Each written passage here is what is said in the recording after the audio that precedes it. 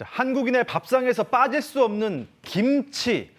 요즘 세계인의 입맛까지 사로잡고 있는데요. 그런데 이 김치를 놓고 한국과 중국 사이에 때 아닌 종주국 논란이 빚어지고 있습니다. 우리 입장에서는 정말 뜬금없는 이야기인데요. 글로벌 ET 은준수 기자와 함께 자세한 얘기 나눠보겠습니다. 안녕하십니까? 네, 안녕하세요. 김치는 그야말로 우리 고유 음식 아닙니까? 갑자기 중국 김치가 국제 표준이 됐다는 그런 주장이 나왔습니다. 이게 어떻게 된 겁니까? 네, 이번 김치 종주국 논란에 불을 붙인 건 다름 아닌 중국 관영 매체의 보도였습니다. 지난달 28일이었는데요. 환구시보 기사를 보면요. 중국이 표준을 마련했다. 김치 종주국 한국의 굴욕이라고 제목을 달았습니다. 중국의 주도로 김치 산업의 국제 표준이 제정됐다는 내용입니다. 환구시보 그러면서 중국이 국제 김치 시장의 표준이 됐고 전 세계 업계가 이 표준에 따라 김치를 만들 것이라고 평가했습니다. 이번 표준 제정에 참여한 전문가 가운데 종주국을 자처한 한국은 없었다고 주장했습니다. 그런데 그 국제 표준이라고 주장하는 중국의 김치, 이 우리가 알고 있는 김치랑 전혀 다르지 않습니까? 그렇습니다. 중국이 이번에 국제 표준을 받았다는 음식 이름은 파오차이라고 합니다. 중국인들이 즐겨 먹는 절임 채소인데 사실상 피클에 훨씬 더 가깝습니다. 국제표준화기구 ISO는 파오차이의 식품 규격은 김치에 적용되지 않는다고 명시하고 있습니다. 여러 번 발효를 거치는 우리 김치와 분명히 차이가 있지만 환구시보 보도에선 이런 내용 전혀 찾아볼 수가 없습니다. 우리 정부도 우리 김치의 식품 규격은 이미 20년 전에 국제표준으로 지정됐다고 즉각 반박했고요.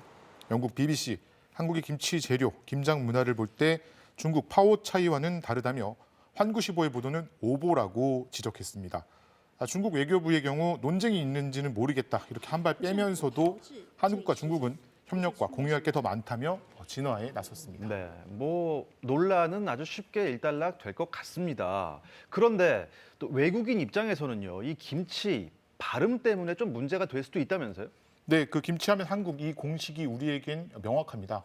그런데 영어로 한번 볼까요? 영어 발음으로는 김치 역시 고유명사 그대로 있습니다. 네, 김치. 반면 중국어 발음의 경우에는 이 김치를 파오차이라고 합니다.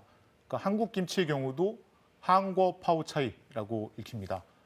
예를 들어서 외국인이 중국에서 한국 김치를 봤을 땐 파오차이 또는 파오차이와 유사한 음식이라고 충분히 오해할 수도 있습니다.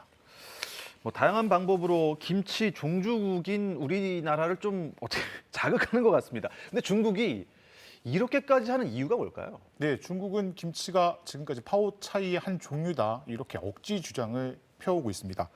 실제로 중국의 최대 포털 사이트죠. 바이두에서 검색을 해보면 김치는 한국의 대표적 음식 문화인데 한국 김치는 중국에서 유래했다고 설명하고 있습니다. 김치 정체성을 의도적으로 깎아내리거나 중국 문화 속에 편입시키려는 의도가 있는 것 아니냐 이런 얘기들도 나옵니다. 그런데요, 식당에서도 김치 중국산 이렇게 나오고 합니다. 이 김치를 중국에서 생산하기도 하고 수출도 많이 하지 않습니까? 경제적인 목적도 좀 있어 보입니다. 네, 음식점에서 원산지가 중국산인 김치 많이 볼 수 있지 않습니까? 네. 그만큼 수입도 많이 합니다. 지난해 김치 수출량 5만 8천여 톤인 반면에 수입량은 30만 6천여 톤으로 5배가 넘습니다.